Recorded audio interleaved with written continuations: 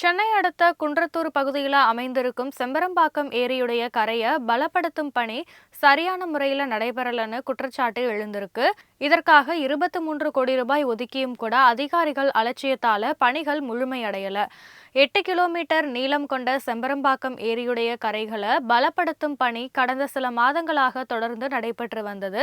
கடந்த மாதம் முடிந்திருக்க வேண்டிய இந்த பணியானது இன்னும் தொடர்ந்து நடந்து கொண்டிருக்கிறது. குறிப்பா தண்ணீர் வெளியேற்றப்படும் 5 கண் மதகு பகுதியில் வெள்ள தடுப்பு சுவர் கட்டும் பணி அறகுறையா விடப்பட்டிருக்கு. கைப்பிடி சுவர், மதகின் மீதுள்ள வழியை அகலப்படுத்துதல் போன்ற பணிகளை இன்னும் முடிக்கப்படல. அதிக மழையால நீர் நிரம்பி மதகு திறக்கப்பட்டால் கரையோரத்துல மண் சரியும் ஆபத்து இருக்கு. இது குறித்து கருத்து தெரிவித்துள்ள ஒரு நீர்வளத்துறை அதிகாரி, பருவமழை தொடங்கியிருக்கும் நிலையில செம்பரம்பாக்கம் ஏரி சீரமைப்பு பணிகள் 80% முடிந்துவிட்டதாக கூறினாரு. முடிவடையாத பணிகளால கரைக்கு ஆபத்து எதுவும் இல்லைன்னு குறிப்பிட்டாரு.